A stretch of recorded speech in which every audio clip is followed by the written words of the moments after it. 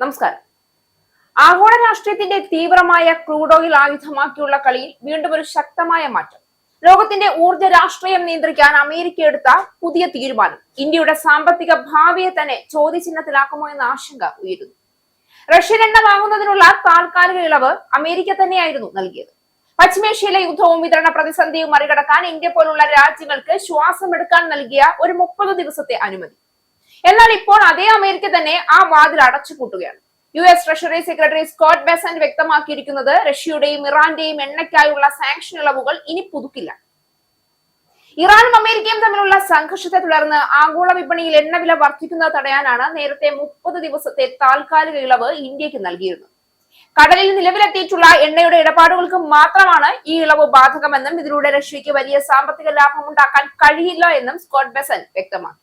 ആഗോള ഊർജ്ജ വിപണിയെ ഇറാൻ ബന്ധിയാക്കാൻ ശ്രമിക്കുന്ന സാഹചര്യത്തിൽ ആ സമ്മർദ്ദം കുറയ്ക്കുന്നതിനാണ് ഇത്തരമൊരു താൽക്കാലിക നടപടി സ്വീകരിച്ചതെന്ന് അദ്ദേഹം വ്യക്തമാക്കി. അമേരിക്കയുടെ നിർണായക പങ്കാളിയായ ഇന്ത്യ ഇനി മുതൽ US നിന്നുള്ള എണ്ണ ഇറക്കുമതി വർദ്ധിപ്പിക്കുമെന്ന് പ്രതീക്ഷിക്കുന്നതായും ട്രഷറി സെക്രട്ടറി പറഞ്ഞുവച്ചു. ഫെബ്രുവരിയിൽ ആരംഭിച്ച US ഇസ്രയേൽ ആക്രമണത്തെ തുടർന്ന് ഹോർമൂസ് കടലിടുക്കിലൂടെയുള്ള ഗതാഗതം തടസ്സപ്പെട്ടതും അമേരിക്ക ഏർപ്പെടുത്തിയ ഉപരോധവും ആഗോള വിപണിയിൽ ക്രൂഡ് ഓയിലിന്റെ ലഭ്യത കുറയാൻ കാരണമായി. ഇതിന്റെ അർത്ഥം എന്താണ്? ലളിതമായി പറഞ്ഞാൽ ഇനി റഷ്യൻ എണ്ണ വാങ്ങുന്നത് വെറും വ്യാപാര ഇടപാടല്ല, മറിച്ച് അമേരിക്കയുടെ സാമ്പത്തിക സമ്മർദ്ദത്തിന് നേരിട്ട് വിധേയമാകുന്ന ഒരു രാഷ്ട്രീയ തീരുമാനമായി ഇത് മാറും. ഇന്ത്യ പോലുള്ള രാജ്യങ്ങൾക്ക് ഇത് വലിയൊരു പരീക്ഷണ ഘട്ടമാണ്. കാരണം ഇന്ത്യയുടെ ഊർജ്ജ ആവശ്യത്തിന്റെ വലിയൊരു പങ്ക് ഇറക്കുമതിയിലൂടെയാണ് നിറവേറ്റുന്നത്.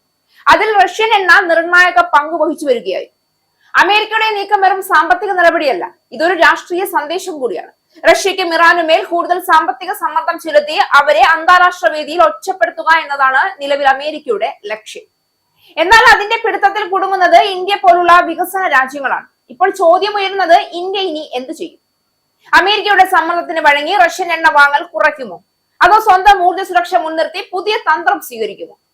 കാരണം റഷ്യൻ എണ്ണ ഇന്ത്യക്ക് ലഭിച്ചിരുന്നത് കുറഞ്ഞ വിലയ്ക്കായിരുന്നു, അതായത് സാമ്പത്തികമായി വലിയൊരു ആശ്വാസം. ഇതോടൊപ്പം ആഗോള എണ്ണ വിലയിൽ വീണ്ടും ചലനം ഉണ്ടാകാനിടയുണ്ട്. സപ്ലൈ കുറയുമ്പോൾ വില ഉയരുന്നത് സ്വാഭാവികം. അതിന്റെ ആഘാതം നേരിട്ട് ഇന്ത്യയിലെ സാധാരണ ജനങ്ങളുടെ ജീവിത ചെലവിൽ പ്രതിഫലിക്കും. പെട്രോൾ മുതൽ സാധനങ്ങളുടെ വില വരെ ഉയരാൻ സാധ്യതയുണ്ട്. അതിനാൽ ഇത് വെറുമൊരു വാർത്തയല്ല, ഇത് ഇന്ത്യയുടെ സാമ്പത്തിക നയത്തിനും വിദേശ ബന്ധങ്ങൾക്ക് മുന്നിലുള്ള വലിയൊരു വഴിത്തിരിവാണ്. അമേരിക്കയുടെ നീക്കം ശക്തമാണ്, പക്ഷേ ഇന്ത്യയുടെ മറുപടി അതിലും ശക്തമാകുമോ എന്നതാണ് ലോകം ഉറ്റുനോക്കുന്നത്.